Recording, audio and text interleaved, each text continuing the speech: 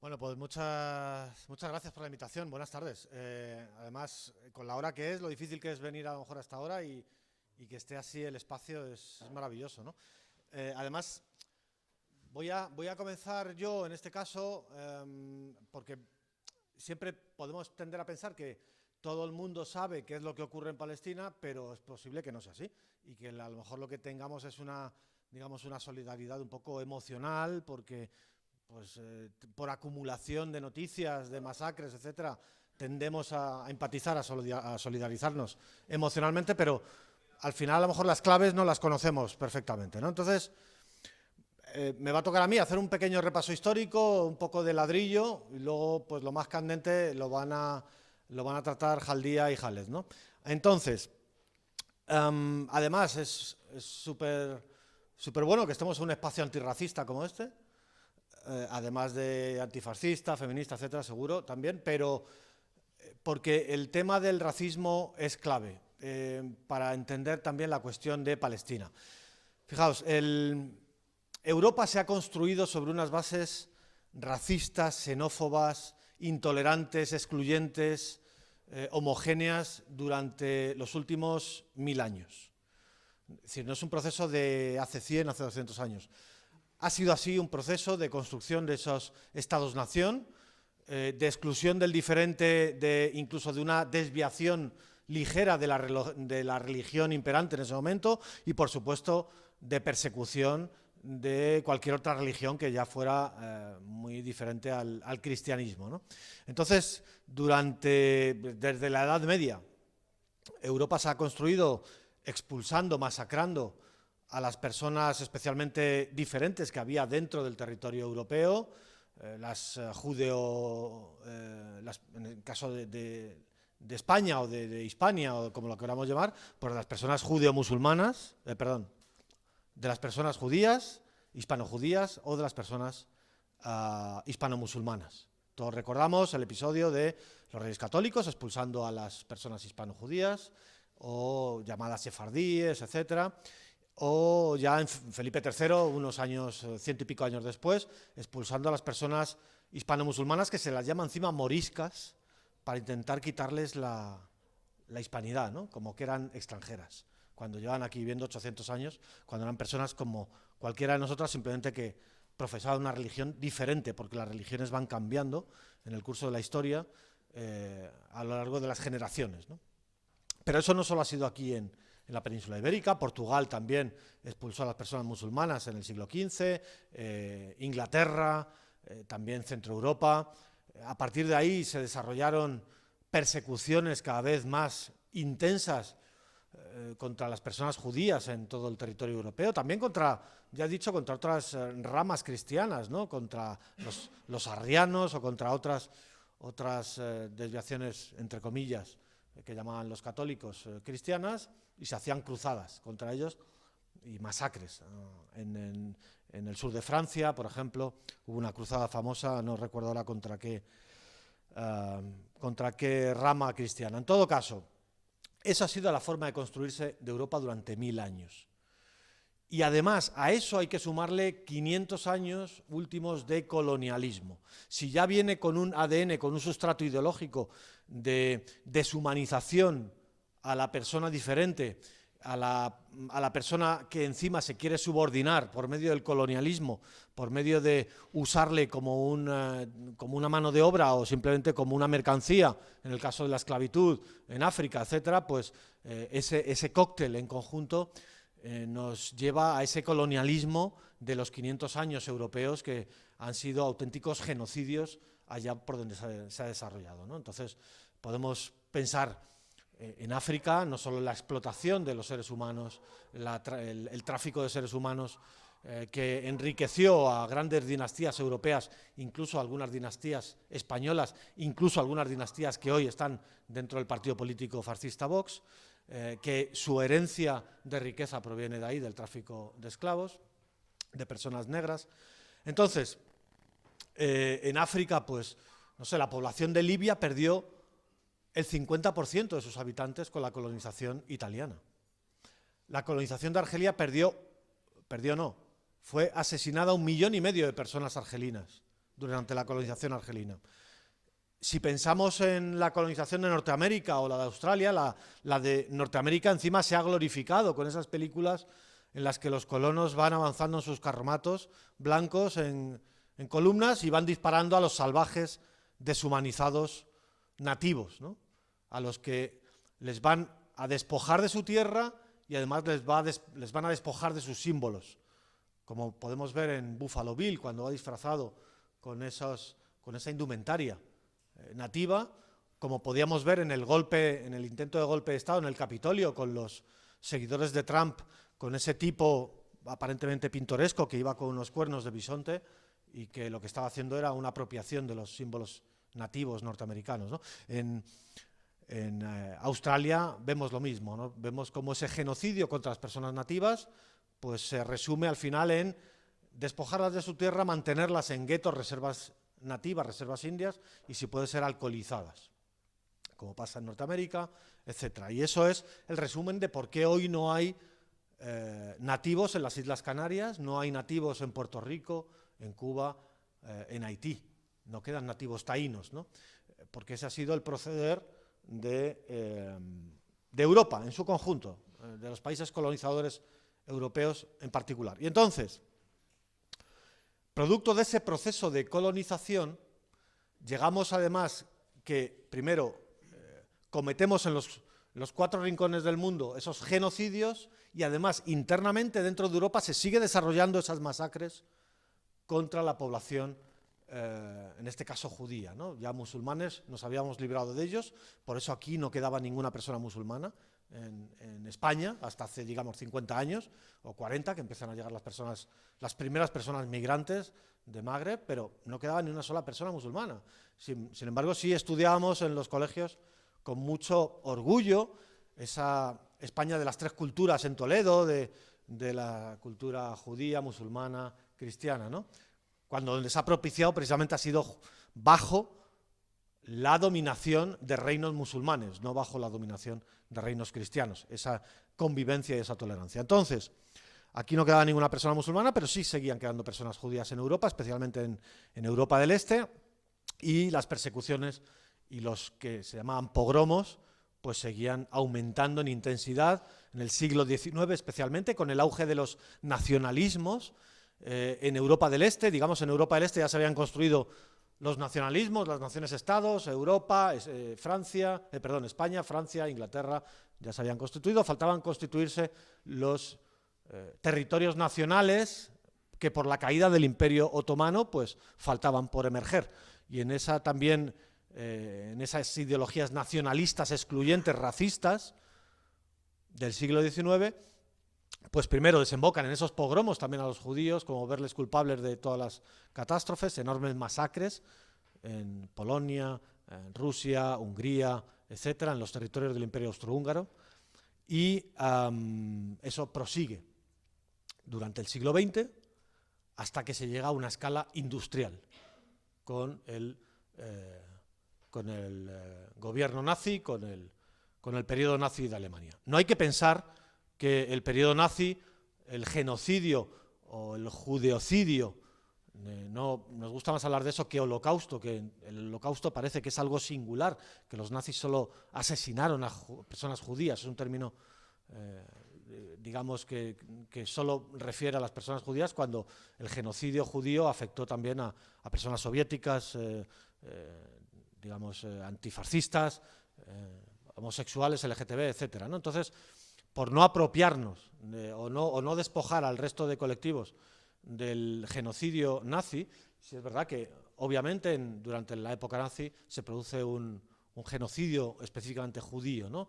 Es la culminación de todos esos siglos a escala industrial, porque los medios técnicos posibilitaban hacer eso. Y entonces tenemos aquí que en esas ideologías, voy a retomar ya y tampoco me voy a extender mucho más, en esas ideologías del siglo XIX, nacionalistas, excluyentes, en búsqueda de la homogeneidad, no de la diversidad, de la pluralidad, pues también surge en esa matriz de la que, por cierto, también bebe el nazismo, pues surgen otras ideologías que buscan erróneamente buscar una patria para los judíos, para las personas judías. Dado que aquí en Europa se nos masacra, pues vamos a buscar un país. Fijaos que eso es, se puede intentar incluso hasta hacer un ejercicio de entendimiento, pero es completamente erróneo. Es como si a las personas LGTBI les tuviéramos que hacer una patria en algún lugar, expulsar a las personas indígenas y asentar allí personas LGTBI, porque aquí en Europa las hemos asesinado mucho, ¿no? Es decir, lo que se supone que se debe hacer es una reflexión por parte de Europa después de esa cadena de masacres y al final llegar a una conclusión en forma de Declaración Universal de Derechos Humanos en la ONU, etcétera, de aceptación de todas las personas en su diversidad en este territorio europeo y realmente ejercer y practicar una auténtica democracia, no tener que buscar un territorio para crear una patria para nadie, ¿no? Porque aquí es que a lo mejor les volvemos a matar mañana. Y puede que sí, porque ya sabéis que hace apenas 2 meses una nazi, haciendo un homenaje a unos soldados nazis españoles que fueron a luchar con el ejército nazi alemán en la Unión Soviética, pues volvió a decir que el judío es culpable. Entonces puede que sí, porque como he dicho al principio y enlazo con el principio, el racismo y la judeofobia, que no antisemitismo, la judeofobia, está muy presente en nuestro ADN europeo, lamentablemente.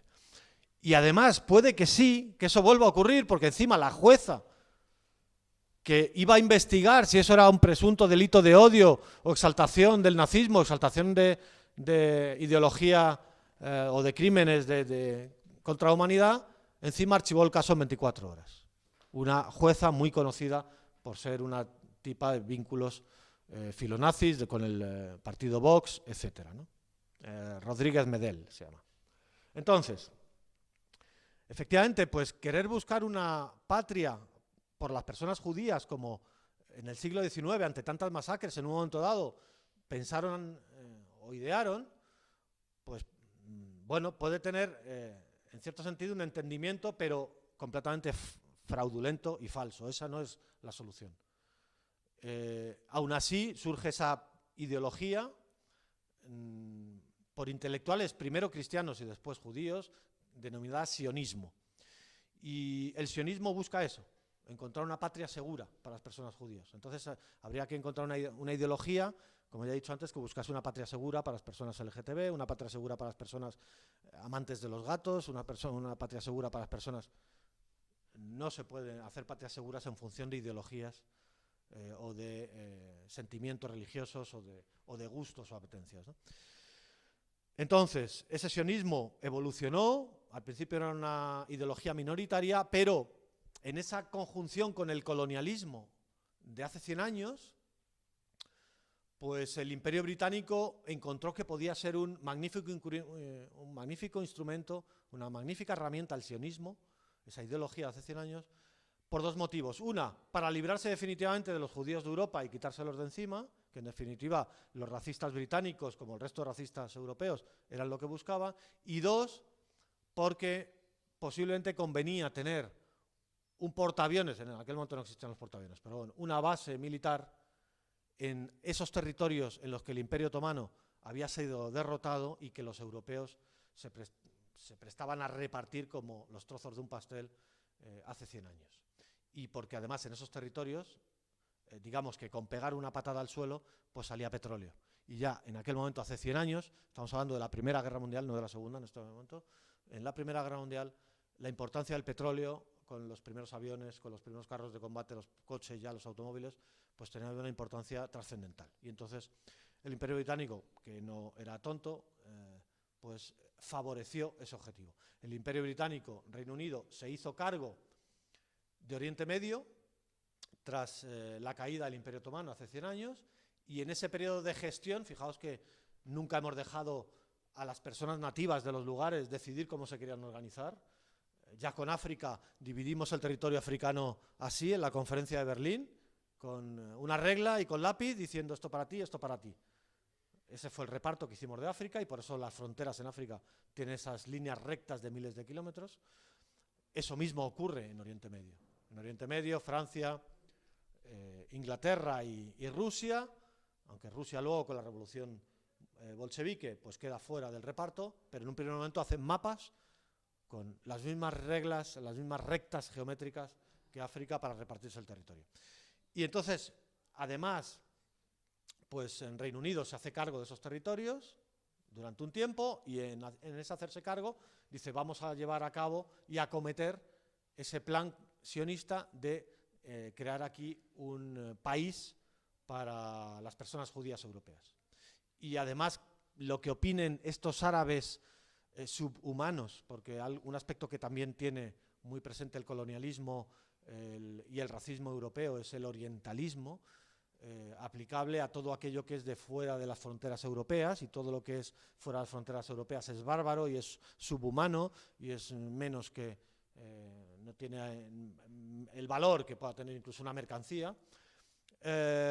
Pues con ese orientalismo la opinión de las personas palestinas nativas en aquel momento pues no les importaba nada. Y para eso, desde hace 100 años, se construye una gran retórica, que especialmente hace 70 años, con la construcción de las Naciones Unidas, con la construcción de una legalidad internacional por los derechos humanos, etcétera, etcétera, se produce una enorme incompatibilidad en apostar por un proyecto colonial de despojo a las personas nativas, como había sido el argelino, que se derrumba en los años 50 y 60, como había sido el libio por Italia, que se derrumba, ese proyecto colonial de apropiarnos de su tierra y de colonizarlo. Bueno, pues a partir de la Segunda Guerra Mundial y la ONU y la Declaración Universal de Derechos Humanos hay que construir una mitología, una retórica mitológica para poder encubrir toda esa invasión colonial de colonos extranjeros contra los nativos. Y para eso se inventan términos como pueblo judío. Pueblo judío es un término completamente fraudulento, tan fraudulento como pueblo cristiano, pueblo musulmán, pueblo ateo, pueblo anarcosindicalista, pueblo socialista, pueblo nazi. No hay un judío de Yemen con un judío británico, no tenían absolutamente nada que ver. El judío de Yemen hablaba árabe, sus costumbres eran árabes, era un judío árabe.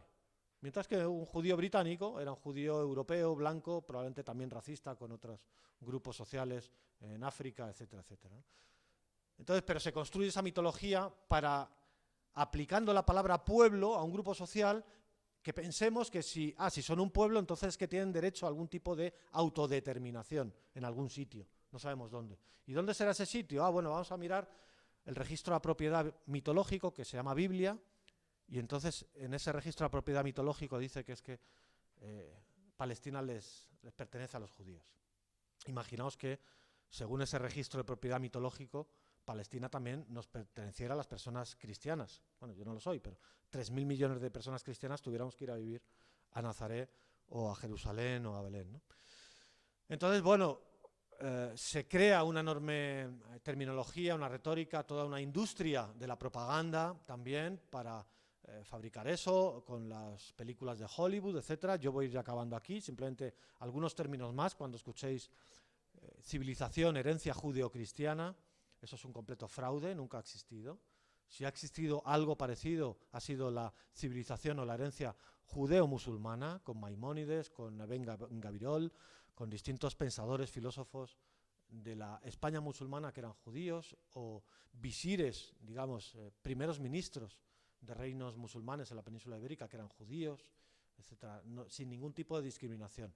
Exactamente como han vivido los judíos por siglos en los países musulmanes y árabes, ¿no? Por siglos, hasta hace 70 años en que el sionismo destruye esa convivencia en todos los países árabes. No solo ven que la llegada de personas judías europeas es insignificante, que después de la Segunda Guerra Mundial masivamente las personas judías europeas que sobrevivieron a los campos de concentración nazis, donde querían huir e instalarse de esta Europa macabra y asesina, era en las Américas, tanto en América del Sur como en América del Norte. Más de 2 millones de personas judías que sobrevivieron en Europa a las masacres nazis, donde emigran esa América después de la Segunda Guerra Mundial, y solo unas pocas cientos de miles emigran hacia ese paraíso soñado contra los nativos palestinos, que era la creación del Estado de Israel, ¿no? Son solo unos cientos de miles. Y por eso se ven en la obligación, después de la Segunda Guerra Mundial, de, comprándose a los reyes y dirigentes políticos coloniales en Marruecos, en Argelia, en Irak, en otros territorios que estaban subordinados al colonialismo francés y británico, comprándose a esos reyes, por ejemplo, al rey Mohamed V de Marruecos, pagándole por cada judío bereber que Israel se pudo llevar para allá, pagando al rey Mohamed V, abuelo del actual Mohamed VI, pues consiguieron elevar demográficamente ese proyecto de Estado colonial en Oriente Medio. Yo voy a acabar aquí porque voy a dejar que mis compañeros, que además son nativos palestinos, expliquen qué es lo que ocurre a partir de ese momento. La ONU, que se convierte en un juez ilegítimo, en el sentido, la ONU después de la Segunda Guerra Mundial, en el sentido en que no pregunta a los nativos en ningún momento cómo quieren organizarse. Ya no a los nativos, sino a los nativos van los colonos incluso. Venga, que vote la gente, qué es lo que quieren, cómo quieren organizarse. La ONU resuelve en una resolución en el año 47 que ante el lío que ha montado Reino Unido llevando allí cientos de miles de judíos frente a los nativos palestinos, que eso, Reino Unido ha hecho un lío y vamos a hacer una resolución de partición del territorio, entregando más de la mitad del territorio a los recién llegados invasores, que por cierto solo eran un 30% en ese momento de la población, y por cierto solo tenían un 6% de la propiedad de la tierra que la habían ido comprando a latifundistas, etcétera. Solo tenían un 6% de la tierra y eran solo un 30% de la población, y la ONU decide o resuelve que había que entregarles el 55% más rico de la tierra palestina y el 45% más pobre de la tierra palestina, más estéril, se la entregan a los nativos indígenas palestinos. A partir de ahí se desencadenan una serie de sucesos. En esa partición, como la del Papa de Roma cuando partió la tierra entre Portugal y España, después del descubrimiento de Europa, de América, pues lo mismo. Se desencadenan una serie de acontecimientos que voy a dejar a mis compañeros que expliquen. Gracias.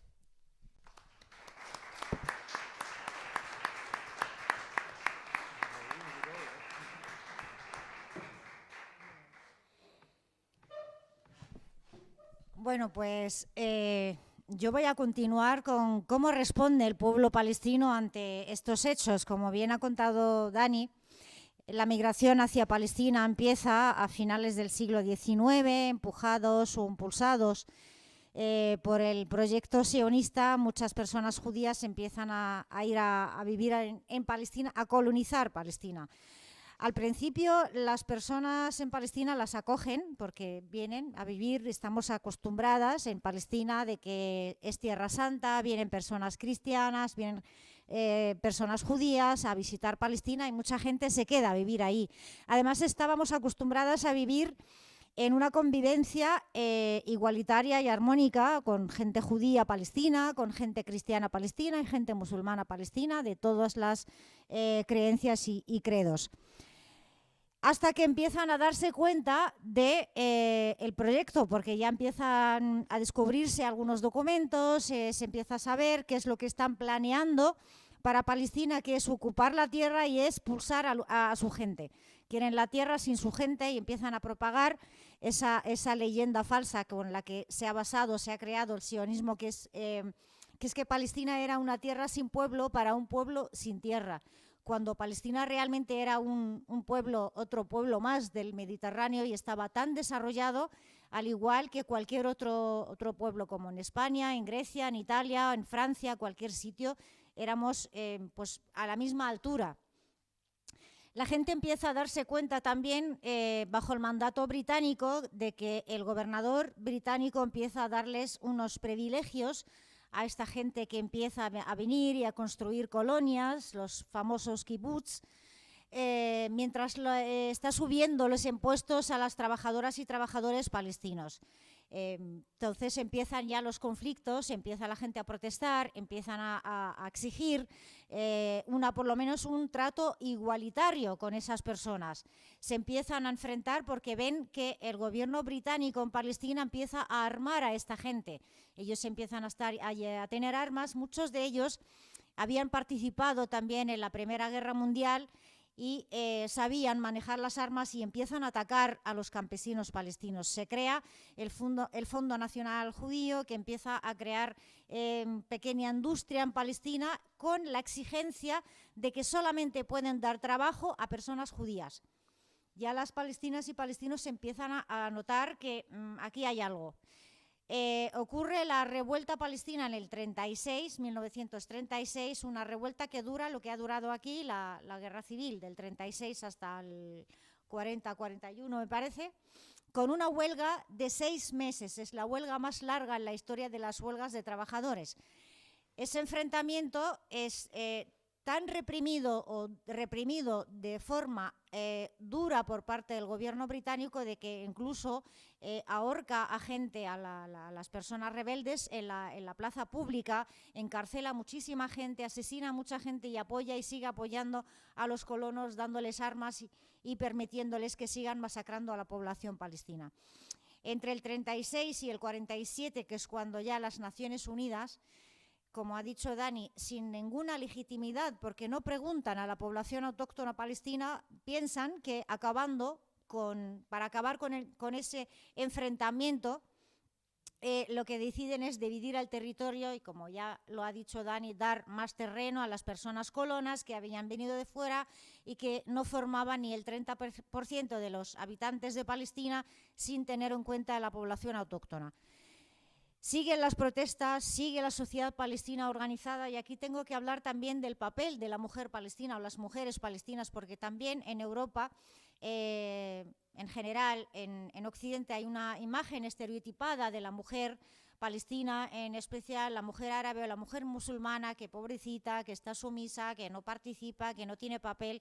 Sin embargo, en Palestina, desde los años 20, la mujer ya tenía un papel de liderazgo en la resistencia, en la participación en la lucha por los derechos nacionales y por los derechos sociales. Había ya asociaciones de mujeres registradas desde 1903, hubo un congreso de mujeres palestinas en Jerusalén en 1929 y también tenían contactos con otras asociaciones de mujeres árabes, ya sea en Siria, en el Líbano o en Egipto.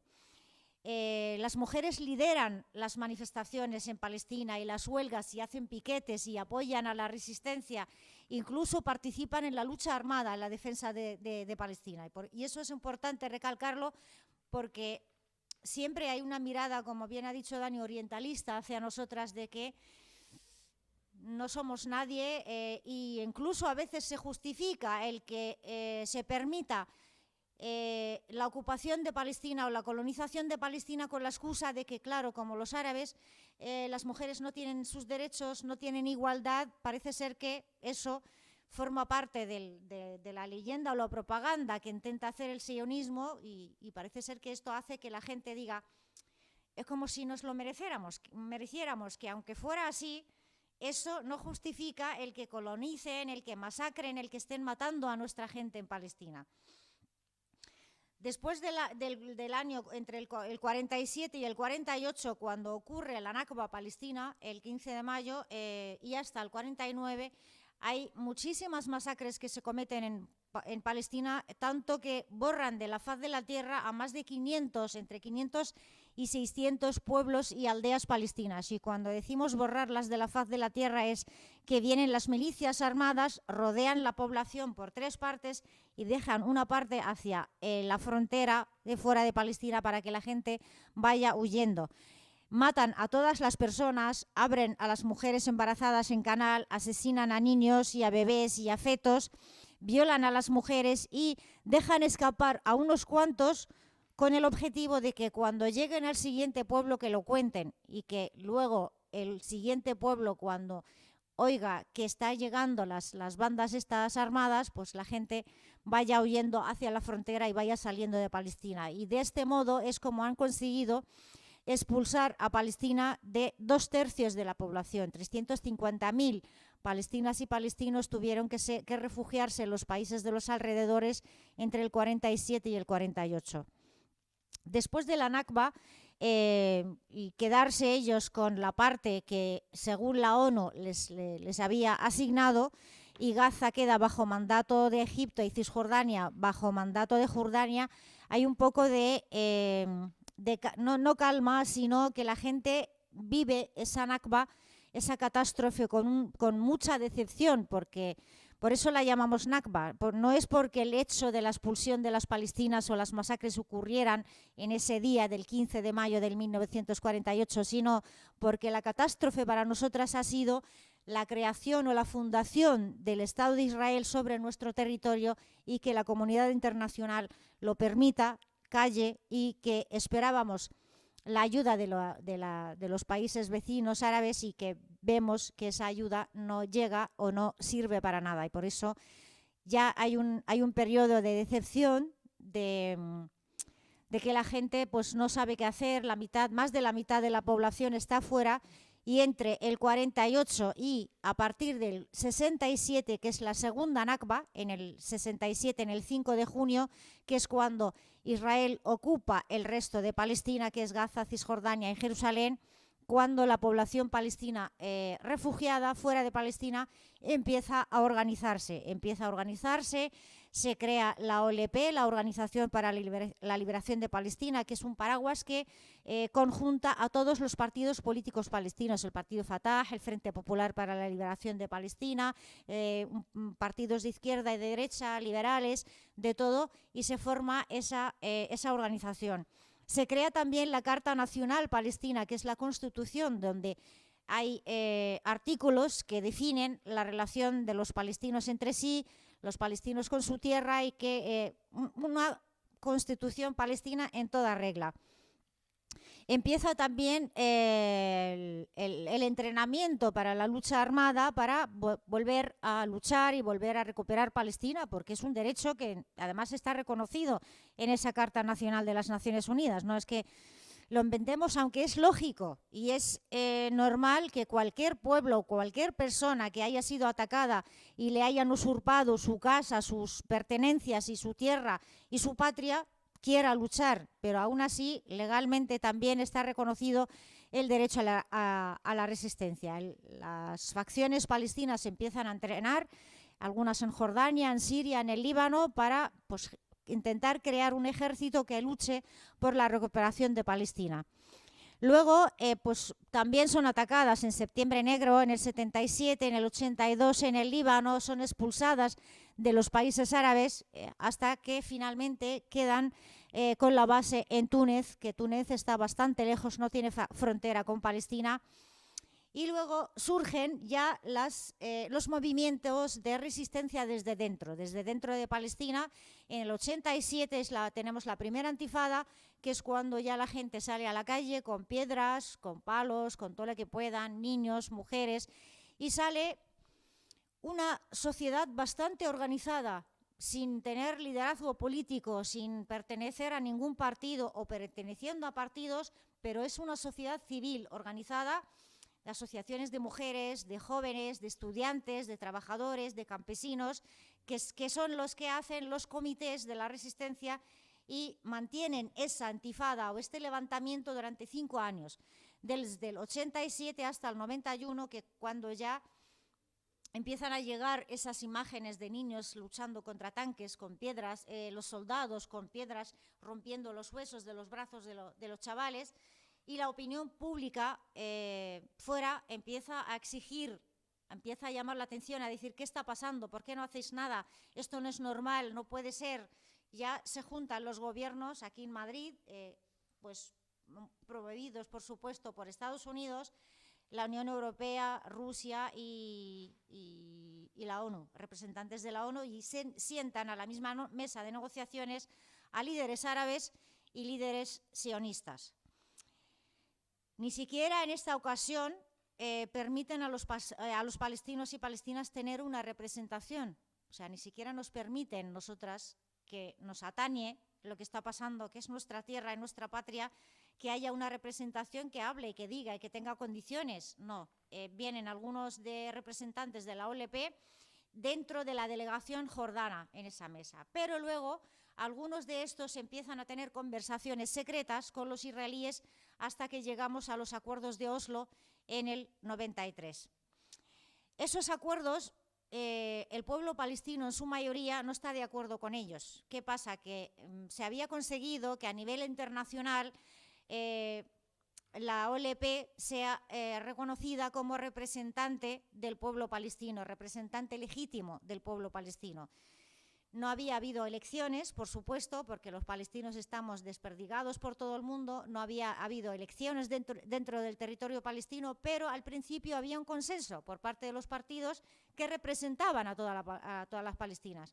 Sin embargo, eso fue en el 68 hasta el 88, pero en el 92 no estábamos de acuerdo con que algunos, en nuestro nombre, negociaran en secreto el no hablar del derecho al retorno, el no hablar de Jerusalén, el no hablar de la liberación, el no hablar de todos los derechos que nos atañen a todos. Simplemente se ha hablado de que en 5 años se iba a crear un Estado palestino y que primero los israelíes se iban a retirar o les van a dar una autonomía, una administración en Jericó y Gaza, y que esto en 5 años iba a ir creciendo en Cisjordania y Gaza, y que el resto de Jerusalén, del derecho al retorno de las refugiadas, se iba a hablar más tarde.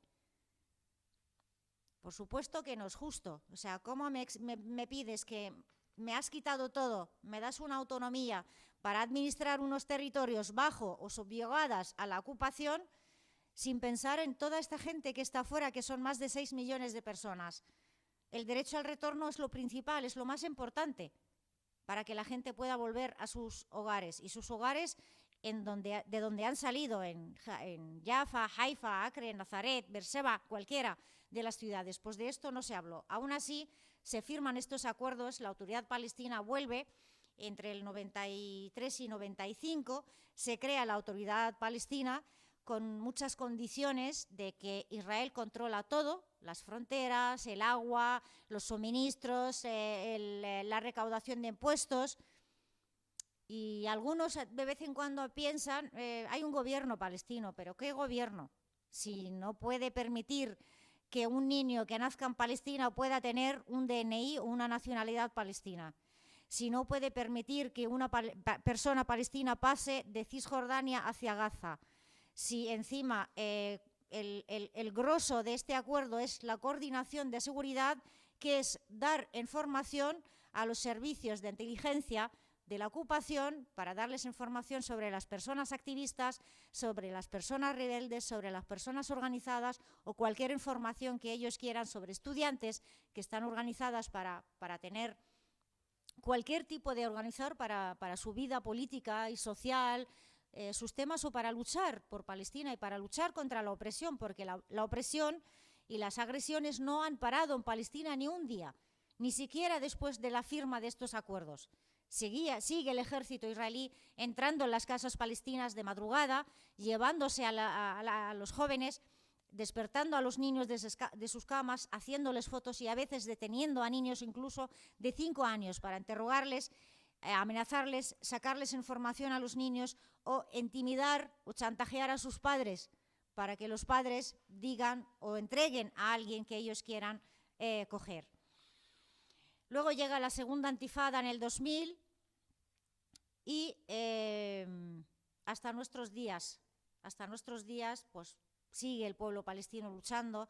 Hay manifestaciones los viernes en varios pueblos, hay las marchas del retorno en la Franja de Gaza, que habéis visto todos desde el 18 hasta finales del 19, cuando la población salía de forma no violenta hacia la valla que les separa de sus tierras usurpadas a exigir su derecho al retorno y a llamar la atención al mundo, porque Gaza vive bajo un bloqueo por tierra, mar y aire desde hace más de 15 años.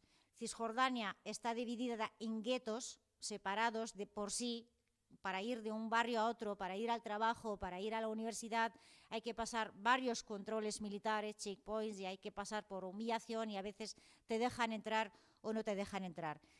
A día de hoy, las mujeres palestinas están organizadas, hay muchas organizaciones, trabajan en comités de la salud, como es la compañera, por ejemplo, Juana Ruiz Sánchez, Juani Rismawi, que el 13 de abril ha sido secuestrada por el ejército sionista sin saber de qué se le acusa. Finalmente, después de varias semanas de encerrarla, de interrogarla, de torturarla, se le ha acusado de participar con una organización terrorista. ¿Quiénes son ellos para considerar un partido político palestino que opera en los territorios bajo la autoridad palestina o los que el mundo considera que es una autonomía palestina, un partido terrorista? Una ciudadana española, madrileña, hasta el día de hoy todavía sigue y todavía está sin juicio y todavía no se sabe qué va a pasar con ella. Y eso pasa con más de 6.000 palestinas y palestinos en las cárceles israelíes. Entre ellos, más de 300 son niños, una media de 70 son mujeres. Últimamente hemos visto que hay un acoso a las estudiantes universitarias, una campaña de detenciones a las estudiantes porque se ve que están organizadas y que quieren una vida mejor, porque rechazan esa autoridad palestina que les reprime, que es corrupta, que trabaja a las órdenes del ocupante y que rechazan esa ocupación que les está quitando la vida. Y eso no va a acabar nunca. Eso va a seguir hasta que Palestina sea libre. Eso llevamos 73 años bajo ocupación, bajo colonización de asentamientos, pero ningún día la población palestina ha dejado de resistir y de luchar. Hay épocas en que baja el nivel un poquito y otras veces sube. En estos últimos días ha saltado Palestina las noticias por eso, porque ha subido el nivel, porque hay un barrio en Jerusalén que las autoridades israelíes amenaza con desalojar, con desahuciar 28 familias. Entonces la gente salió a las calles, vino gente de todas partes de Palestina para protegerles, para impedir el desalojo, y cuando han visto la represión del ejército sionista, los ataques por parte de colonos armados, las llamadas al odio, cuando hay manifestaciones diciendo muerte a los árabes, cuando entran en la mezquita de Al-Aqsa, una mezquita en días especiales para la mayoría musulmana en Palestina, entonces la gente, el ejército empezó a disparar a los ojos, empezó a detener. Hubo una llamada de los manifestantes hacia Gaza, decían yalla yalla, meshan Allah ya Gaza yalla, o sea, por Dios, Gaza, venga. O sea, querían que Gaza hiciese algo. Se refieren a la resistencia armada palestina en la Franja de Gaza. Y la Franja de Gaza no podía hacer otra cosa más que responder, sabiendo lo que les espera, que todos habéis visto, los bombardeos, después del sufrimiento que han tenido que soportar en el 2014, que todavía no se había terminado de reconstruir la Franja de Gaza, han respondido pero primero han lanzado una advertencia, o sea, si no dejáis en paz a la gente de Sheikh Jarrah, si no dejáis en paz a los manifestantes, si no paráis la incursión de colonos en la mezquita, vamos a lanzar cohetes. Y como no les han hecho caso, empezaron los cohetes.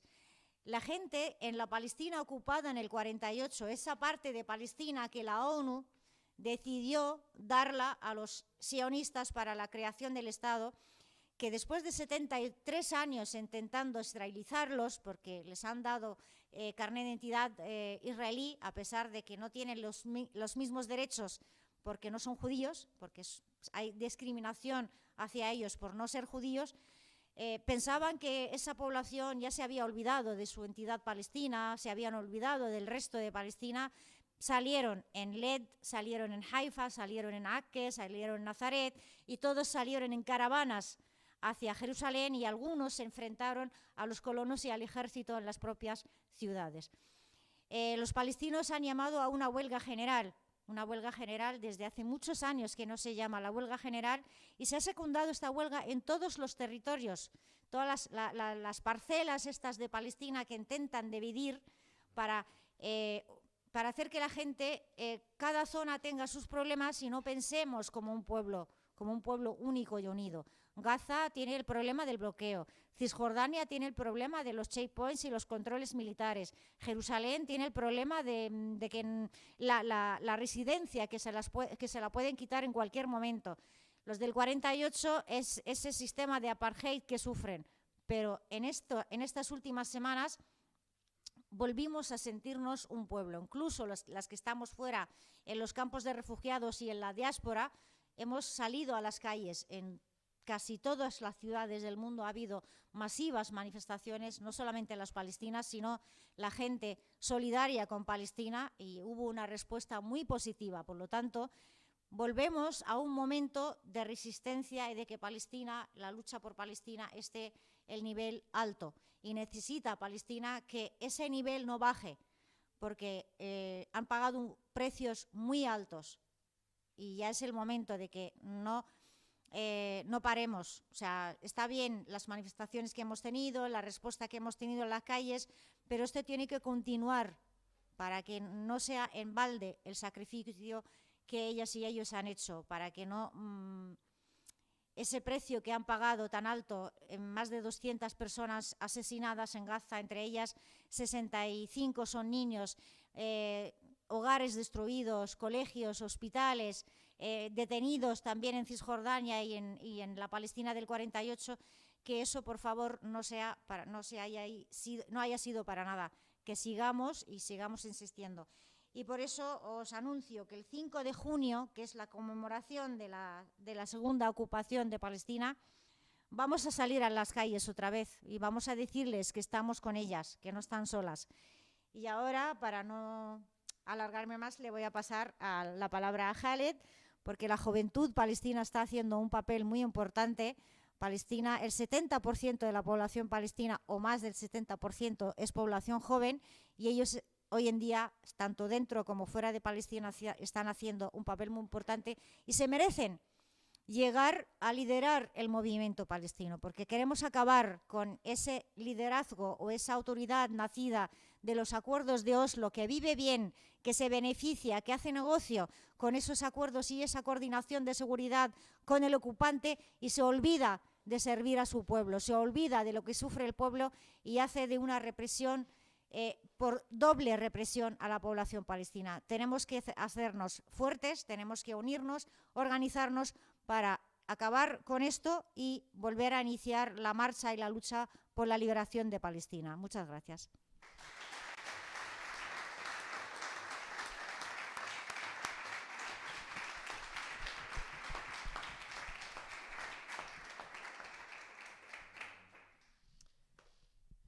Bueno, muchas gracias por venir todos. Es una pasada, cuánta gente, qué maravilla. Y nada, yo quería comentar un poco la situación actual de Palestina hoy, o mejor dicho, hace un mes, ¿vale? Antes de todo este estallido que hemos visto, porque hemos recibido mucha información, ¿no? Aquí con estos dos máquinas, pero yo voy a recoger un poco cable, voy a intentar que, no sé, todo este churro, ¿no?, se forme como una cosa un poco más consistente y más asentada. Simplemente volviendo a lo que decía Jaldía sobre la Nakba, para incidir un poco más y matizar, fue la limpieza étnica que sufrimos los palestinos en el año 48, la catástrofe, el desastre, ¿no? Esta limpieza étnica, como dice la palestina Nur Mashallah, fue un shock sociológico a un nivel espacial y temporal, identitario, y material, por supuesto, porque de golpe estamos hablando de que fue una operación coordinada entre dos cuerpos paramilitares que entonces el mandato británico entendía como grupos terroristas, que son la Haganah y el Irgun, que sirvieron para expulsar a 750.000 personas, es decir, 750.000 de personas a tomar por culo, 500 aldeas desaparecidas de la faz de la tierra, y bueno, y una verdadera limpieza étnica y una masacre, ¿no? Claro, esto ha tenido un gran impacto en la población palestina, porque materialmente han pasado de tener una vida normal, pues como la que podríamos tener, bueno, incluso si me apuran, mejor de la que se tendría en España en el año 48, ¿no?, a pasar a la extrema pobreza. Es decir, de tú vivir en tu casa, con tu familia, con tu tejido social, con tu gente, a estar refugiado en un sitio a cientos de kilómetros, en la extrema pobreza, solamente con una tienda y poco más, y todos ahí, ¿no? estamos hablando de que Palestina es el único país que tiene refugiados dentro de su propio territorio. Y no hablamos con esto de los 6 millones de refugiados que hay en el mundo a raíz, bueno, ya se dicen más, ¿no? Pero a raíz de este shock que, como decimos, fue el comienzo, pero todavía continúa, ¿no? Todavía perdura y van 73 años de Nakba. Voy a hacer un breve dibujo de lo que es hoy en día la Palestina histórica, ¿vale? Cuando digo Palestina histórica voy a matizar, utilizando el lenguaje, la narrativa sionista del enemigo, pero es para que nos entendamos todos, ¿vale? La Palestina histórica es lo que yo refiero como Israel, Cisjordania y Gaza. Lo tenemos más o menos en la mente, ¿no? Es un triángulo y en ese territorio, al que yo llamo Palestina histórica, que es todo, hay unas 13 millones de personas. Todas ellas, la vida de todas ellas está administrada por la entidad sionista. No hay un Estado palestino, el Estado palestino no tiene fronteras, no tiene capacidad soberana para hacer nada, es simplemente la autoridad colonial indígena. Es decir, es el indígena conveniente, ¿no?, con el que se saca la foto del presidente de los Estados Unidos de turno, pero que, digamos, colabora con la ocupación, como ha dicho mi compañera, y al final le hace el juego por la derecha al pueblo palestino, que es el que está sufriendo la presión. El Estado sionista se articula en distintas jerarquías y quiero detenerme a explicarlas para estar todos en la misma página, ¿vale? Hablamos de que hay una población judía con nacionalidad israelí que le permite, pues, ser un ciudadano de primera clase. Ellos pueden hacer de todo, ellos tienen, van al ejército durante 3 años, son reservistas hasta los 45, tienen su vida, se pueden mover a Europa, pueden decidir marcharse, pueden vivir donde quieran y no tienen ningún problema. Luego está la población palestina con nacionalidad israelí, que tienen DNI y aparentemente podría parecer que son israelíes comunes, pero tienen 60 leyes blindadas a nivel constitucional. Digo a nivel constitucional y no a constitucionales porque Israel no tiene constitución y están blindadas bajo una movida que sacaron hace un par de años que se llama lo del Estado-Nación judío, ¿no? En el que se declaran Estado-Nación judío, que eso también hay que pensarlo, ¿no? Ahí es donde decimos que hay apartheid. En esas 60 leyes que les impiden a los palestinos, pues, por ejemplo, trabajar en sectores estratégicos, que en Israel os podéis imaginar, pero son la mitad, porque energía, telecomunicaciones, ejército, no sé qué, no sé cuántos, sanidad, bueno, un montonazo de cosas. Les impiden vivir donde quieran. Un palestino con nacionalidad israelí solo puede vivir en un sitio donde tenga permiso para vivir. No puede vivir en Tel Aviv, en el centro, y comprarse un ático. Mi prima, por ejemplo, que estudiaba en Tel Aviv, pues se tuvo que ir con un permiso de la universidad para estudiar para estar en la residencia de estudiantes. Pero ellos viven en su pueblo de palestinos y, digamos, separados. Y hay ciertas ciudades y ciertos sitios donde hay más contacto, pero principalmente es así, ¿no? Y luego, por otro lado, pues nada, tenemos ya los palestinos que no tienen nacionalidad israelí. Para hacer un inciso, dentro de la gente que tiene nacionalidad israelí hay distintos estratos también, porque están los judíos askenazis, que son los judíos polacos, centroeuropeos, de ese origen, ¿no? Y como os podéis imaginar, pues dentro de la blanquitud es la flor y la nata, ¿no? Por otro lado tenemos judíos magrebíes, judíos marroquíes, judíos iraquíes, judíos de Yemen, judíos etíopes, negros. Y todos ellos son judíos y todos ellos pues viven, pues con roces, ¿no?, y con racismo estructural, porque es un racismo, pues, es un estado racista de definición, ¿no?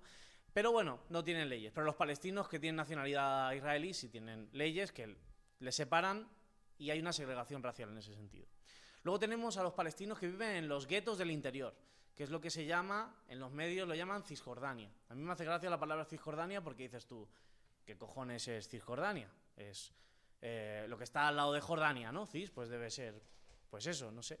Pues no, yo le prefiero llamar los guetos del interior, porque realmente uno en el mapa, si se fija, pues tiene como un dibujo así como bastante grande de una zona que dices tú, bueno, pero luego te metes y resulta que hay 3 zonas dentro de esos guetos. Está la zona C, que los palestinos no la pueden pisar, que es la enorme mayoría. Está la zona B, que digamos tiene administración y custodia compartida entre la autoridad palestina y la israelí, control militar israelí, administración civil palestina. Y la zona A, que sería solamente administración civil palestina y policial palestina, digamos. Policial porque no tienen ejército ni tienen nada, son unos señores de azul, ¿no? Y estos palestinos que están en estos guetos, digo que están en estos guetos porque literalmente viven en enclaves, viven vallados. Ellos, fruto de la colonización, que luego podemos hablar de ella, bueno, ¿qué coño hablo ahora? ¿Cómo se coloniza en Palestina? Guía para colonizar Palestina. Yo soy un judío, ¿no? Y bueno, pues en plan voy caminando por la calle, veo que hay una casa de palestinos, si no hay nadie, me meto. Y el ejército me protege. Y te digo yo que ahí no vuelve un palestino. Se monta un operativo policial que flipas y esa casa ya es mía. Se acabó. ¿Cómo se coloniza la tierra palestina que está más al aire, digamos? Bueno, pues vas tú con tu autocaravana, con un colchoncillo ahí debajo, con el esto para... Bueno. Y nada, y te pones ahí y ya está. Y el ejército viene, te hace un perímetro de seguridad de puta madre y garantiza tu seguridad. Te puedes poner un generador eléctrico para pasar los primeros días, a las semanas te tiran un cable con electricidad de puta madre, un poste y tal, y seguramente en unos cuantos años pues tengas un superproyecto de un banco que decida hacer una superurbanización con teja roja y barandillas de cristal para que puedas ver las vistas, dándote una casa gratis e invitando a otros judíos a que vayan a colonizar ahí porque además es más barato y hay muchos incentivos fiscales y económicos, etcétera. ¿Y qué pasa? Que a esa urbanización de lujo que has hecho ahí, pues hay que llegar de alguna manera, ¿no? Pues bueno, pues construimos una carretera. Y una carretera, pues de puta madre, porque en verdad parcelas más el territorio palestino y ahí ya has creado una división, ¿no? Bueno, pues esto es a lo que se enfrentan los palestinos del gueto del interior, ¿no? Continuamente. Pero luego además tenemos los palestinos de Gaza, que como ha dicho mi compañera, son esos palestinos que viven en la cárcel al aire libre más grande del mundo, 2 millones de personas, una de las densidades poblacionales más bestias del mundo, y que viven bajo bloqueo intenso desde hace más de 15 años, y que la ONU hace 2 años dijo que para 2020 iba a ser inhabitable, y aquí seguimos y no pasa nada, ¿no? Y luego, por supuesto, tenemos a los palestinos de la diáspora, que hablamos, por ejemplo, en Líbano, que es gente que no tiene ni un carné de vecino, es decir, es gente que está temporalmente ahí y son tercera generación de descendencia de los primeros refugiados que vinieron. Y luego, por supuesto, pues nada, los palestinos de la diáspora, como Jaldía y como yo, que bueno, que tenemos nacionalidades diversas de los países en los que estamos, ¿no? He hecho este dibujo, que espero que haya aclarado un poco. Quiero hacer un inciso por intentar erradicar la narrativa sionista que todavía seguimos arrastrando a menudo, pues fruto de escuchar las noticias y, bueno, yo qué sé. Hay grandes éxitos, ¿no? Como, es muy complejo. Es muy complejo, es un comentario que no aporta nada al debate, simplemente dices, pues yo qué sé, pues ni puta idea, ni no va a haber solución y ya está. Bueno, pues no es tan complejo realmente. Estamos hablando de que es una situación de colonización y es un problema político, no es un problema religioso. La religión se está instrumentalizando para llegar a cabo un proyecto político, que es el del sionismo. Pero bueno, en plan, podrían haber escogido cualquier otra cosa. Dicho esto, me gustaría recalcar que, fijaos, lo poco que cuestionamos la existencia de un Estado exclusivamente judío. Es decir, si nosotros quisiéramos hacer aquí en España un Estado exclusivamente cristiano o exclusivamente español, estaríamos en contra manifestándonos porque somos antifas. Pero con el Estado judío nos parece de puta madre realmente. Pues tendrán que tener algún sitio donde vivir, ¿no? Bueno, pues como ha dicho antes mi compañero Dani, es que los judíos no son un pueblo, son gente diversa con una religión en común, pero no por ello tienen que juntarse todos a vivir y sobre todo sobre un pueblo que ya existía. Los palestinos, así, hay un cómico muy divertido que hace como un chiste, ¿no? Pero que también tiene gracia, que dice Ajaduja mafrushe, en árabe, ¿no? Esto quiere decir, esto lo dicen las señoras y la gente en Palestina, ¿no? quiere decir lo cogieron amueblado. Y cuando decimos esto, queremos decir que Palestina era ya un territorio y una población, una civilización completamente desarrollada. No era un pueblo sin tierra para una tierra sin pueblo, ni cosas de esas, porque nosotros pues teníamos... Ni era desierto.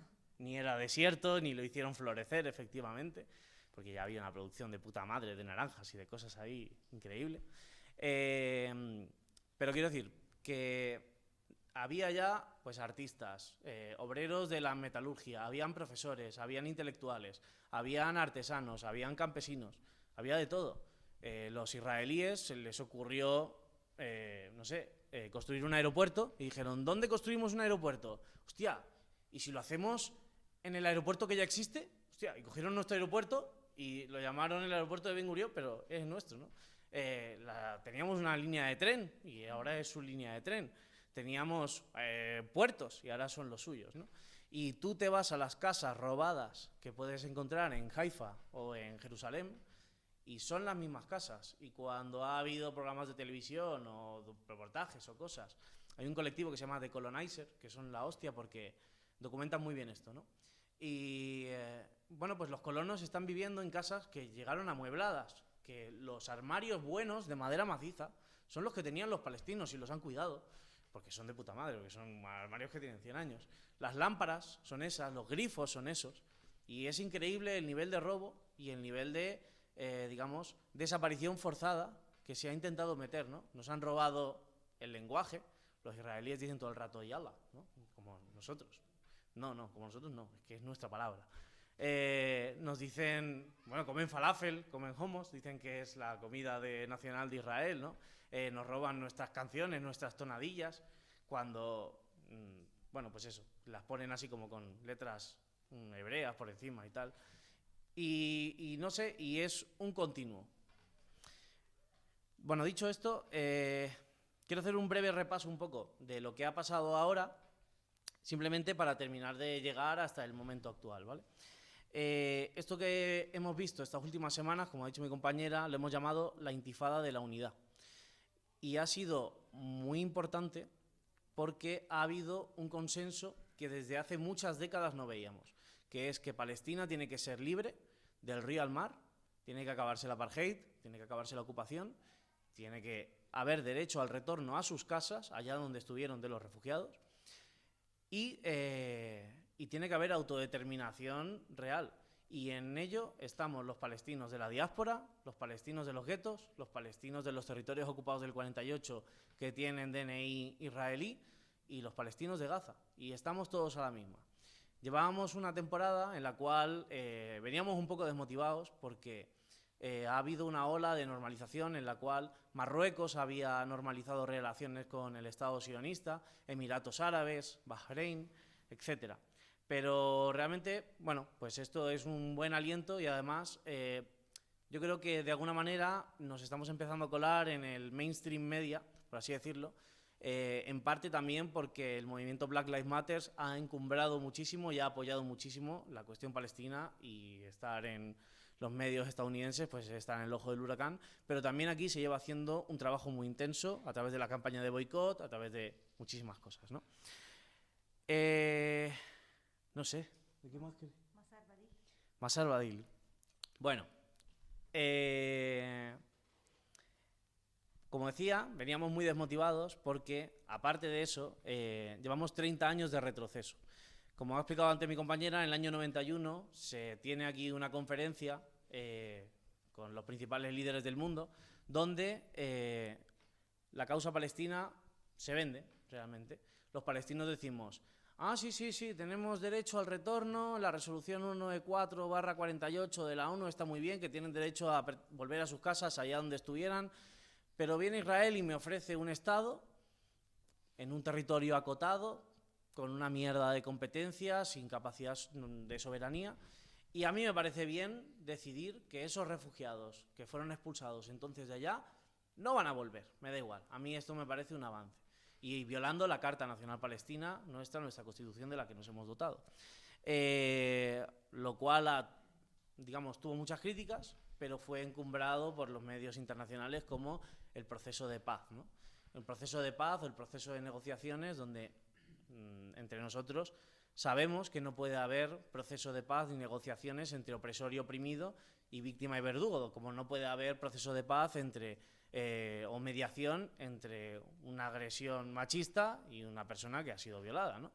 Entonces, bueno, pues eso, pues hemos estado 30 años recorriendo el fatídico camino de los acuerdos de Oslo, que fue lo que culminó la Convención de Madrid, y que solo ha servido para profundizar en la ocupación, para que nosotros tuviéramos nuestra propia utilidad colonial indígena, para tener ese palestino conveniente, ¿no? Y finalmente, después de toda esta escalada de tensión, de toda la intifada de la unidad, al señor que encabeza la Autoridad Nacional Indígena no le hemos visto el pelo, porque no ha tenido nada que decir. Se ha presentado un par de manifestaciones y le han echado. Entonces, es un momento de que, digamos, desde todas partes del mundo superemos ese discurso de los dos estados, superemos ese discurso del proceso de paz e intentemos no caer en la ingenuidad de pensar que simplemente hablando se solucionan las cosas. Porque, bueno, pues podríamos hablar si resultara que no estuviéramos lidiando con un Estado supremacista judío, que tiene una serie de gente hooligan que lo que quiere es la desaparición del pueblo palestino y fin, pero nosotros tenemos lo que tenemos. Para contextualizar un poco también, ya me lío, recordemos que Netanyahu ha fracasado en su cuarto intento de formar gobierno y ahora lo tiene el siguiente de la oposición y seguramente vaya de camino a unas quintas elecciones. Es un tío que está perseguido por corrupción en su propio gobierno, que ahora Israel se enfrenta a la Corte Penal Internacional, que ha iniciado un proceso judicial, bueno, a nivel internacional, que veremos en qué acaba, o veremos en qué acaba de manera vinculante, pero ahí está eso. Y venimos de un proceso de crispación muy bestia, porque nosotros que ya estábamos aquí con 2 elecciones repetidas decíamos, ¡ay, la crispación, madre mía, qué crispado estoy! Pues imaginaos 5, ¿no?, que van ellos de camino. Esto revela que Israel es un Estado tremendamente jodido políticamente. Es un Estado basado en el racismo, en el colonialismo, y lo único que les puede llegar a unir es el hecho de seguir colonizando y de seguir mejorando pues no sé, su proyecto sionista y sus condiciones materiales de vida a costa de quien sea. Pero bueno, eso, no sé. La cuestión... ¿Quieres decir algo? Que me perdí un poco en el hilo. Yo creo que es mejor que paremos un poquito porque si no les hemos dado la chapa mucho tiempo y tal para que sea esto más dinámico. Vemos a ver si hay preguntas y si no, pues si hay alguna cosa que se haya quedado en el tintero, pues la vamos diciendo luego. Quería decir simplemente que este es su campaña electoral, digamos. Ya está, ya acabo.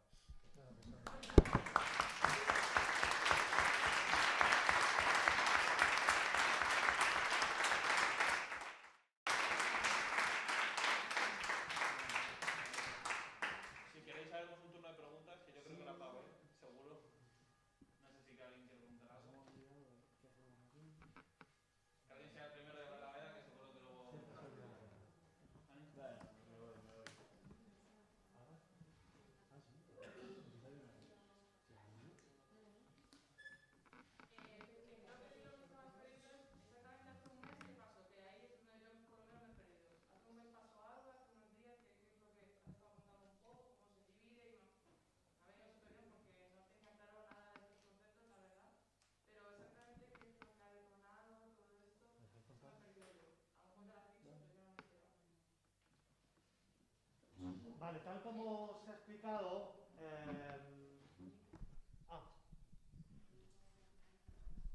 Israel lleva a cabo un proceso de limpieza étnica contra los nativos del territorio. Ahora mismo hay dos poblaciones diferentes dentro de un mismo territorio y se produce una progresiva limpieza étnica. Ya hace 73 años hubo una masiva de 750.000 personas palestinas arrojadas o a los guetos de Cisjordania y Gaza o al exterior.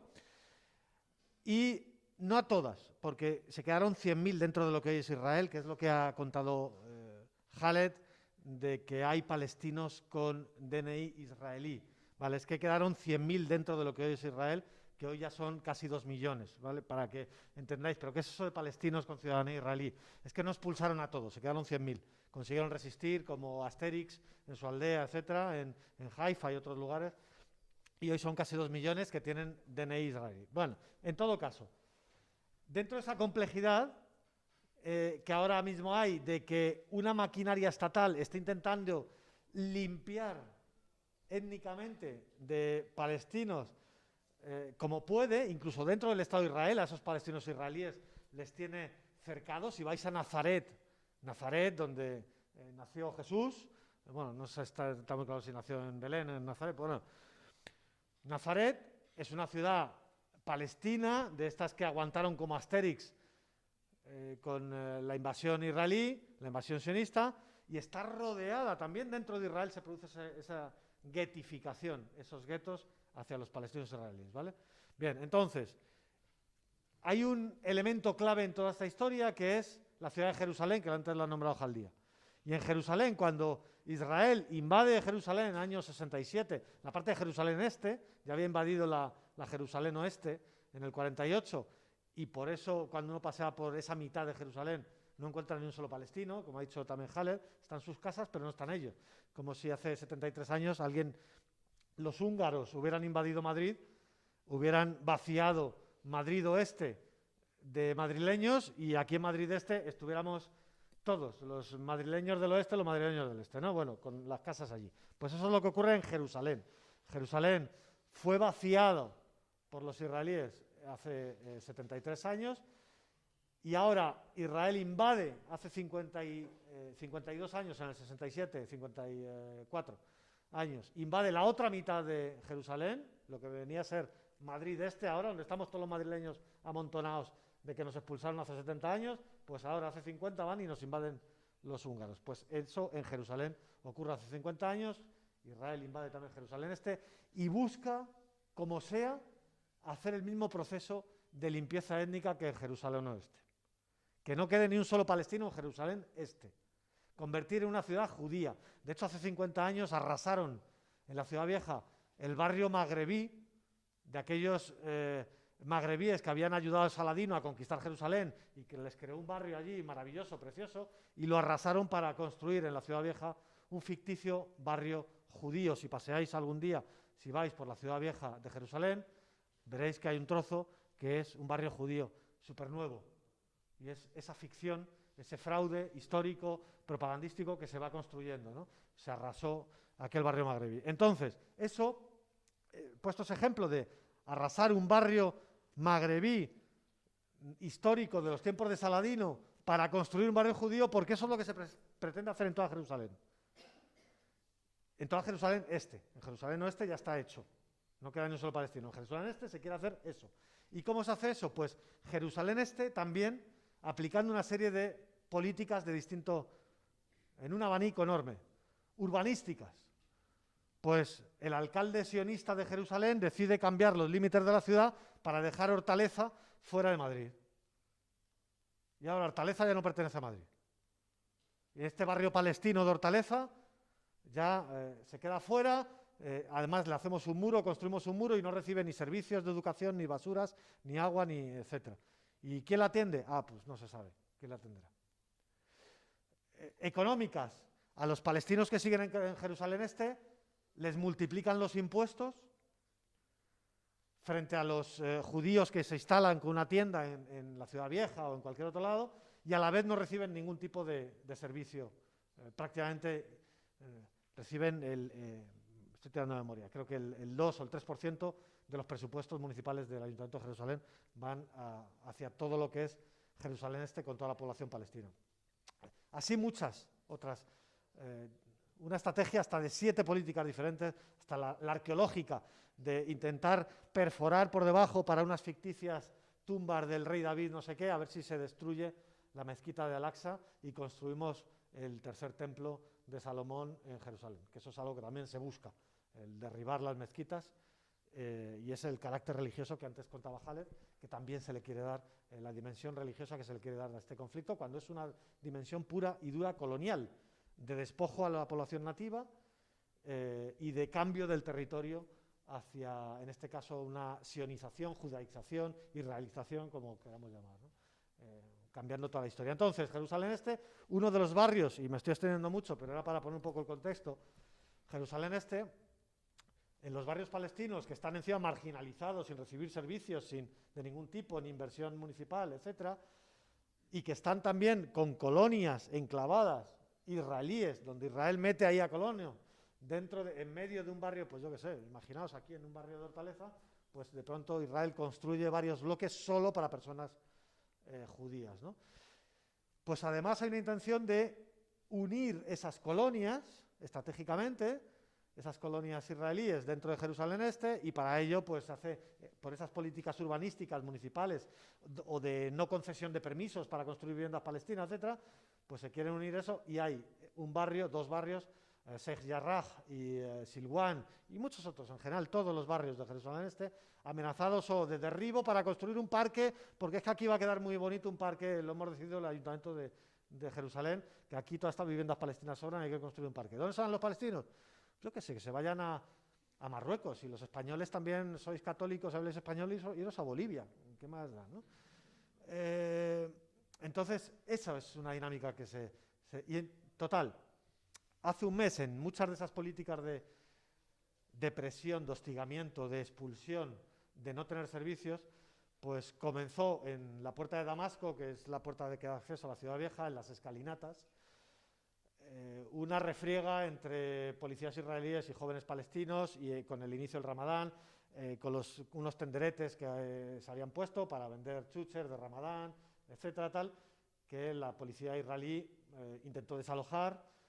Los palestinos recuperaron el espacio, hubo ahí disputas, a partir de ahí jóvenes israelíes fanáticos, hooligans, iban recorriendo las calles de Jerusalén a la caza del árabe, como llaman ellos. A partir de ahí, ese barrio, la disputa, digamos, judicial que hay sobre esos barrios de Jerusalén Este, que están disputándose en un tribunal israelí, bueno, la justicia del ocupante, ¿no?, que ha dictaminado que se tienen que ir todos los palestinos de esos barrios, pues se recrudeció, y todo confluyó al final para que hubiera esas protestas masivas en Jerusalén en medio del mes de Ramadán, para que la represión israelí se recrudeciera aún más, y para que al final hubiera ese levantamiento, que también ha dicho Jaldía, en todos los tres trozos de Palestina, como muy bien han definido, de los palestinos en los tres trozos de Palestina. Pero la cuestión en concreto de hace un mes surge por esa presión de limpieza étnica camuflada de acciones políticas municipales o de acciones políticas civiles, de que los habitantes palestinos de Jerusalén Este son residentes, no tienen DNI israelí, aunque han vivido ahí por 1000 o por 2000 años con sus abuelos. El ocupante israelí le da un carnecito de residente, que si te vas durante un año a estudiar, por ejemplo, tu hijo se va a estudiar a Grecia, por poner un ejemplo, pierde la condición de residente y ya no puedes volver nunca más a la tierra de donde vienen tus abuelos, tus ancestros, a Jerusalén Este a vivir, ¿no? Entonces, esa es la situación de acoso, hostigamiento que hay en Jerusalén Este.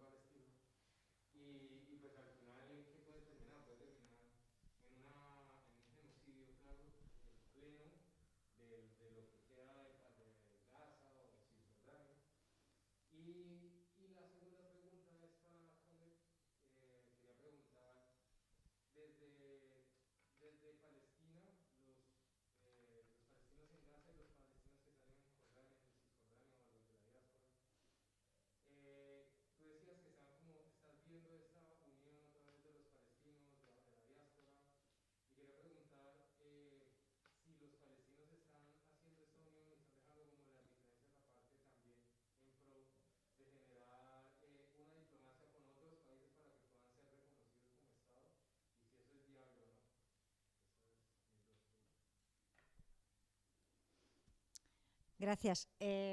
A ver, lo que ha detonado los hechos que han ocurrido hace un mes, bueno, lo ha dicho Daniel también, lo del desalojo de Sheikh Jarrah, las incursiones en la mezquita de Al-Aqsa, la represión hacia los manifestantes, las manifestaciones de los colonos provocando y diciendo muerte a los árabes, los disparos por parte del ejército. Entonces se vio que el pueblo palestino en Jerusalén estaba solo.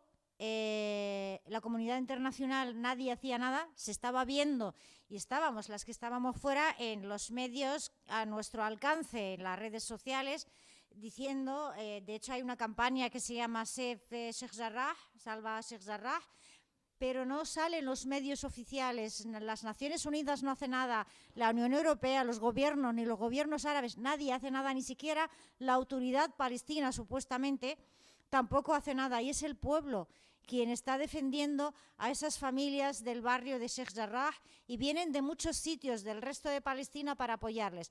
Pero Gaza está bloqueada. No pueden salir de Gaza hacia Jerusalén. La gente de Gaza no sale a ningún lado. O sea, son 2 millones de personas que viven en 360 kilómetros cuadrados y no salen de ahí. Pero en Gaza está la resistencia armada. No hay... o sea, la policía que hay en Cisjordania tienen para pegar 4 palos a la gente palestina o a disparar a la gente palestina. No pueden, no tienen armas como para defender al pueblo, sino para reprimir al pueblo. Entonces la gente, al verse sola y el ver que Israel lleva mucho tiempo, de hecho, bueno, lleva tiempo reprimiendo a las palestinas, pero con la pandemia se ha visto más de que la gente, el mundo, los medios de comunicación están tan ocupados con las noticias de la pandemia, con las vacunas, con esto. De hecho, además hemos visto cómo se presume de que Israel ha vacunado a toda la población, mientras a la población palestina ni siquiera les dan para hacer las pruebas del COVID. Las palestinas se ven solas. ¿Y quién tenemos? Los países árabes son colaboradores con Israel, la autoridad palestina también. El mundo nos olvida. ¿Qué hacemos? Tú cuando te sientes acorralado y que no hay nada que hacer y que estás en la calle noche y día intentando que no desalojen a esta gente de sus casas, al final no les quedó otra que llamar la atención de la resistencia en Gaza, y hicieron en las manifestaciones, cantaron, venga Gaza, vamos, vamos. O sea, querían que Gaza atacara, y Gaza lanzó cohetes a Jerusalén y la gente hizo una fiesta y repartieron dulces porque sienten que alguien les está defendiendo. Y ya te digo, Gaza, sabiendo lo que les espera si lanzan ellos cohetes, y es lo que ha ocurrido y es lo que ocurre siempre. Entonces la gente sintió que, bueno, que somos un pueblo, que esta resistencia es nuestra y que nos defiende, no defiende solamente Gaza, sino defiende Jerusalén, defiende las ciudades del 48, defiende a toda Palestina. Y por eso hubo esta unidad y la gente empezó a salir más en todas partes. Los palestinos estos que tienen DNI israelí y que viven en ciudades pues, con vecinos israelíes, con colonos, con soldados, con policías, salieron a la calle y se enfrentaron y intentaron llegar a Jerusalén ellas también para apoyar a las familias de Sheikh Jarrah. Y eso es lo que ha avivado ese sentimiento de entidad palestina que ellos llevan muchos años intentando borrarlo. Porque a los palestinos que viven en el 48 los llaman los árabes de Israel, como si fueran árabes que vinieron de fuera y viven en Israel. Lo llaman, para no llamarles palestinos. Intentan borrar la nacionalidad. A Palestina ya no la llaman Palestina, la llaman Gaza y Cisjordania, porque quieren borrar de la memoria colectiva el nombre de Palestina. Y eso es lo que ha detonado esto. Y esto también se ha visto la respuesta desde fuera, porque también desde fuera llevamos mucho tiempo trabajando y intentando unirnos entre la diáspora de la gente fuera. O sea, nosotros estamos hablando con gente en América del Norte, en América del Sur, en Alemania, en Francia, en Holanda, en Bélgica, en Inglaterra, aquí en España, en los países del norte de África, de los países árabes. Y dentro de Palestina, de toda la Palestina histórica, estamos trabajando juntas en un proyecto que se llama la Ruta Palestina Alternativa. Entonces se vio, porque ya estamos en contacto unas con otras, y dijimos, vamos a salir y vamos a salir masivamente y vamos a llamar a la gente a salir a las calles, y esto es lo que ha ocurrido. O sea, el detonador, a veces una chispa. La primera intifada en Palestina, que duró 5 años y que salió todo el mundo a las calles con piedras contra tanques, fue porque los soldados israelíes atropellaron a 3 trabajadores palestinos. Ha sido una chispa, que la gente ya estaba hasta ahí, ya llevaban acumulado mucho, pero ha sido una chispa que encendió y que levantó todo, y empezaron a salir todo el mundo a la calle, mujeres, hombres, niños, y bueno, 5 años. La gente luchando en la calle contra soldados armados hasta los dientes. Y aguantaron, hasta que les vinieron con ese engaño de, bueno, vamos a hablar de paz. ¿Te he contestado?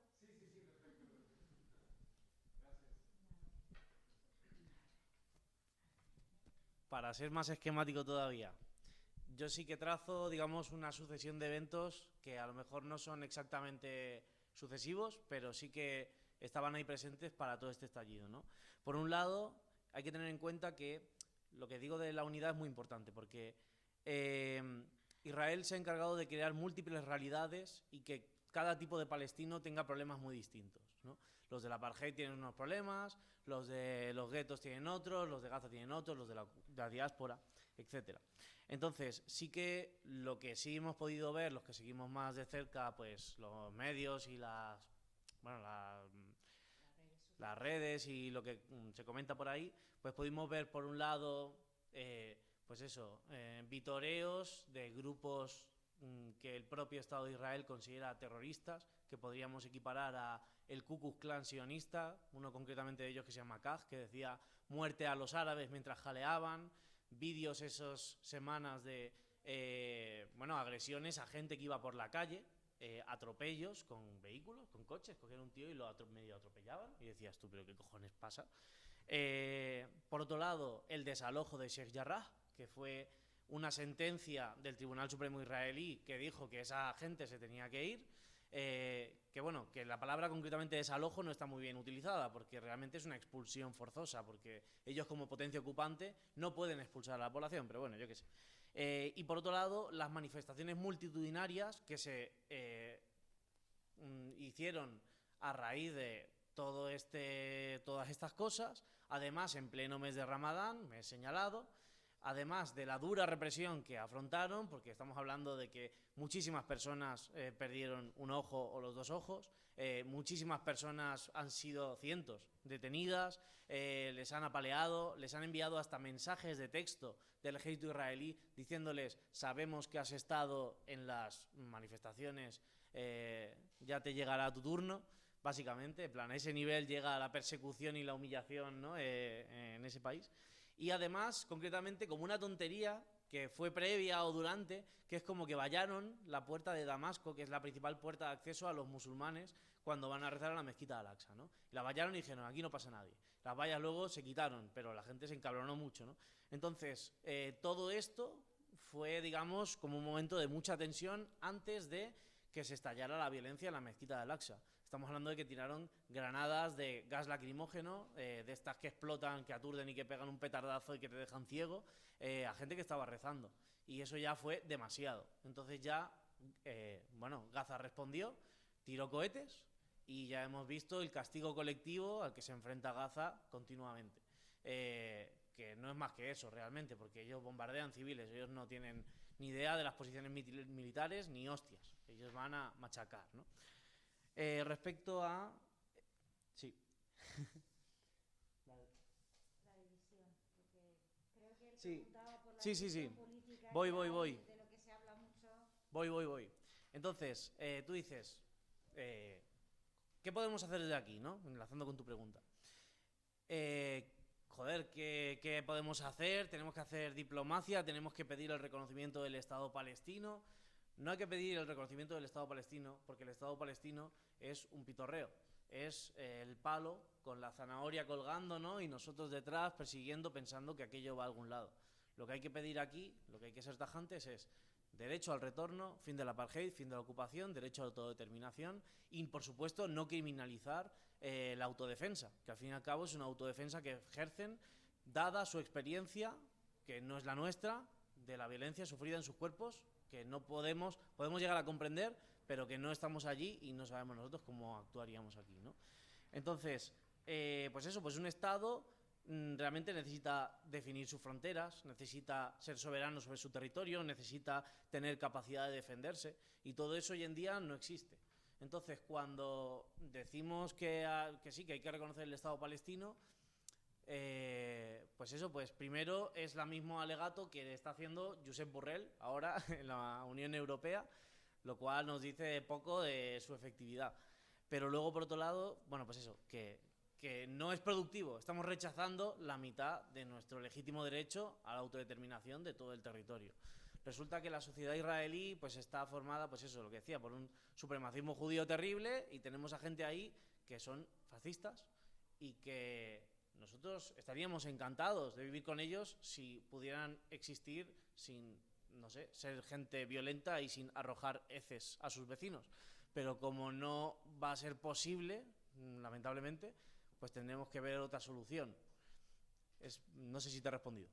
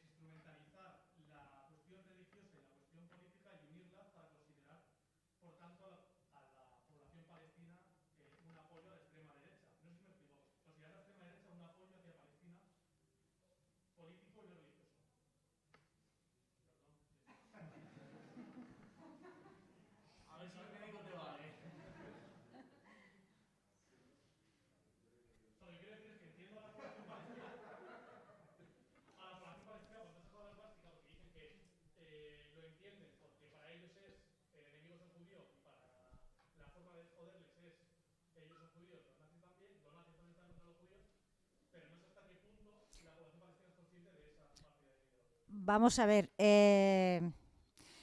nosotros aquí, cuando un grupo de fascistas intentó hacer una manifestación el Día de la Tierra, 30 de marzo, con la Embajada Palestina, mostrando su solidaridad con Palestina, de hecho nosotros y otros compañeros y algunos también de Distrito 14, me parece, hicimos una pancarta y fuimos unas horas antes para ponerla, para decir: la solidaridad con Palestina es antifascista, feminista y antirracista. En Palestina no hay ninguna discriminación hacia las personas por ser judías.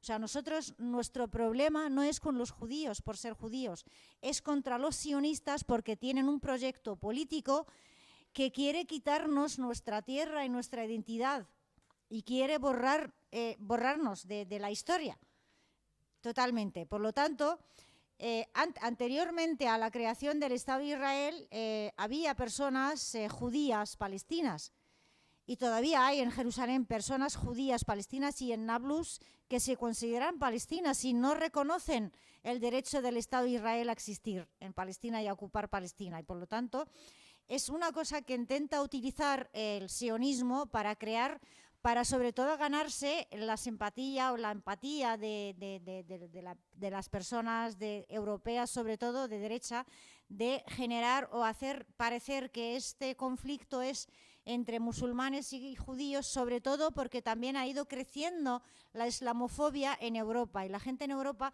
no se va a poner del lado de las personas musulmanas, porque son el otro, el distinto, el despreciable, o sea, el que no es como nosotros. Sin embargo, últimamente estamos viendo que hay una cultura judío-cristiana, que los cristianos y los judíos pues son religiones iguales, el Antiguo Testamento, el Nuevo Testamento, y por eso la derecha normalmente ahora está intentando vender este discurso, aunque en realidad lo que venden o lo que protegen o lo que defienden son sus intereses económicos, al fin y al cabo, porque interesa al capitalismo y al imperialismo tener una base militar en Oriente Medio controlando toda esta zona. Israel es aliado de Estados Unidos, de muchos países europeos y de muchos gobiernos de derecha y de extrema derecha, gobiernos, por ejemplo, como el de Sudáfrica, del apartheid. Israel tenía relaciones con ellos. Israel tiene relaciones con Bolsonaro en Brasil, con el gobierno de Colombia. O sea, donde ellos ven fascismo, donde ellos ven venta de arma y de represión a la ciudadanía, es donde sacan negocio. Porque lo que practican con los palestinos, ya sea los bombardeos a Gaza, que prueban armas nuevas y que las venden como probadas en combate y que otros gobiernos compran, cuando prueban las técnicas de interrogatorio y de represión a la ciudadanía palestina, y todo esto va registrado en informes que luego se venden a otros cuerpos de represión, otros cuerpos de policía, de antidisturbios, como reprimir unas manifestaciones, como sacar información en unos interrogatorios. Todo eso se prueba con los palestinos, es un laboratorio para ellos. Y también, como ha explicado Dani, históricamente para controlar la zona de Oriente Medio, cerca del petróleo, cerca del canal de Suez, por donde pasan los barcos con los productos, los conflictos armados que están generando en todo el mundo, y que todo esto es un mercado de armas tanto para Israel como para Estados Unidos, y bueno, alguna parte pequeña saca también la Unión Europea o los países europeos o España también.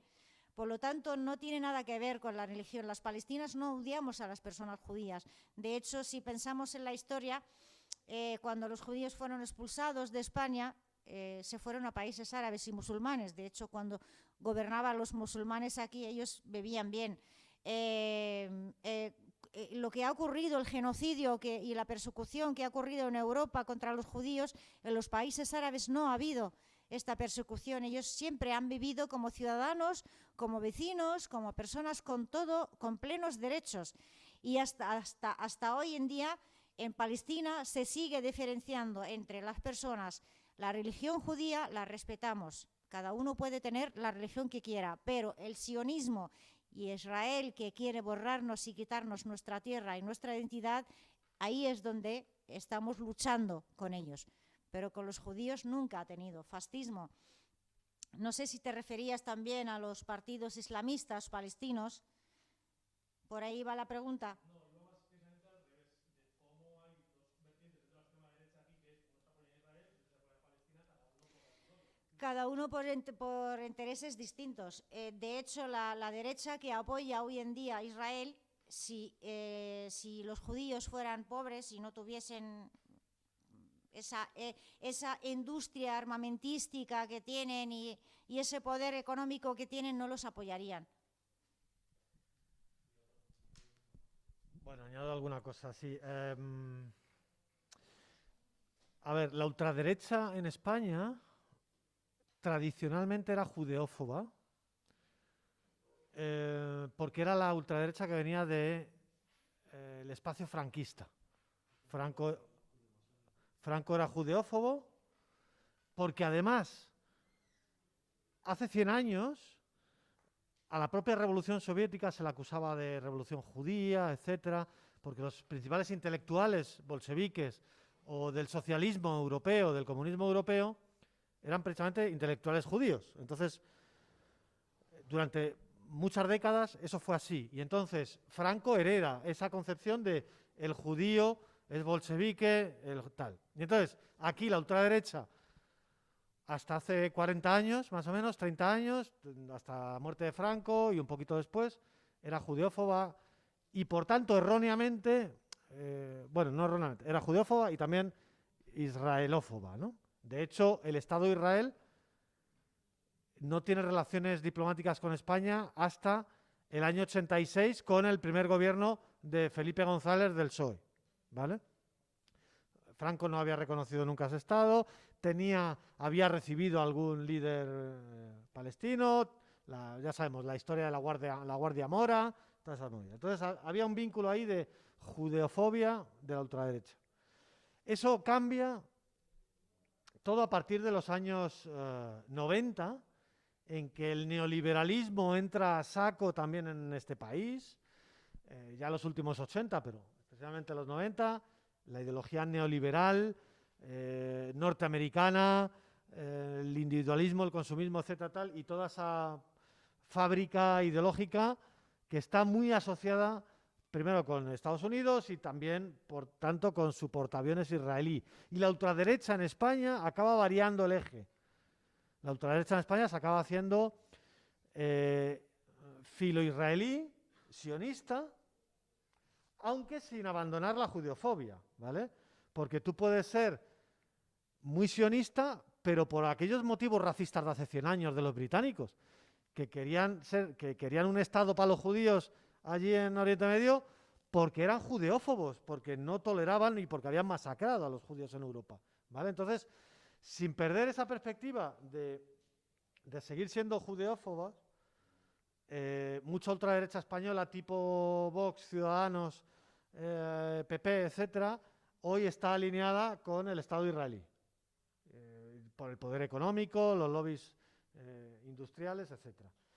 Y algunos residuales, como algunos estos que el otro día querían hacer esa apropiación de la causa palestina, esos nazis que querían ir a la embajada palestina aquí de Madrid y que, bueno, un poco les reventamos más o menos la operación. Algunos residuales ultraderechistas,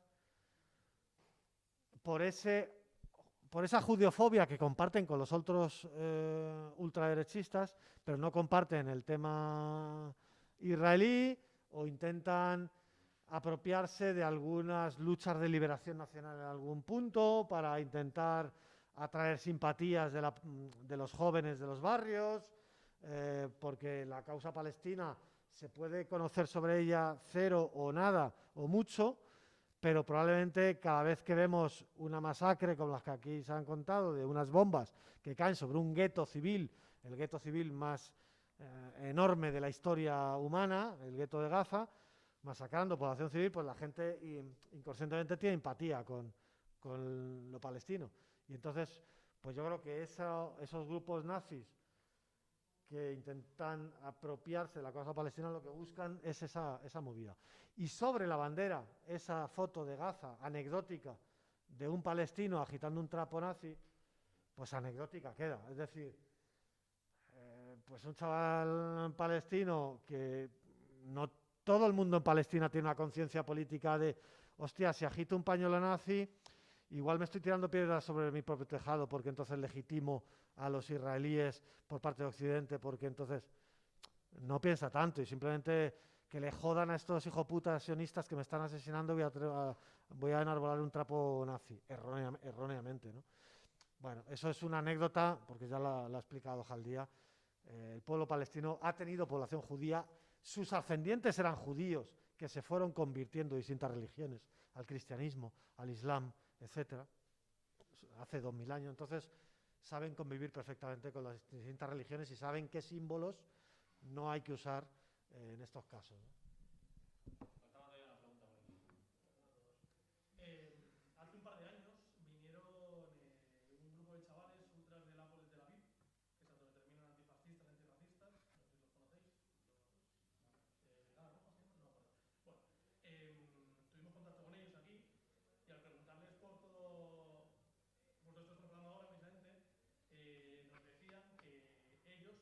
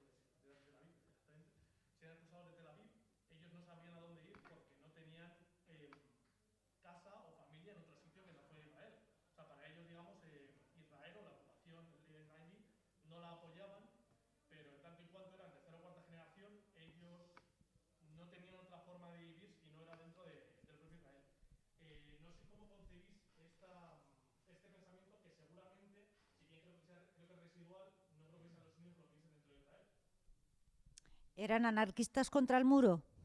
Eran ultras de la Apple de la Vic,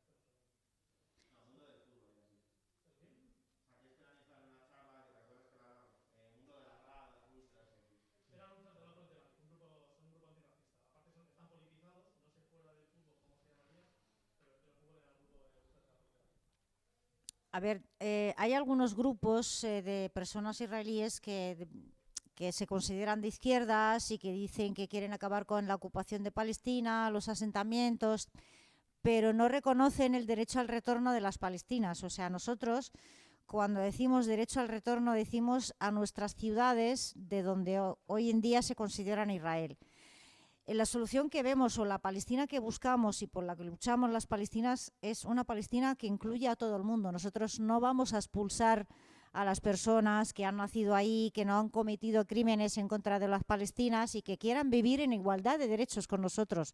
O sea, nosotros en ningún momento hablamos de expulsar a las personas judías o a las personas israelíes de Palestina. Lo que nosotros queremos es liberar Palestina del sionismo.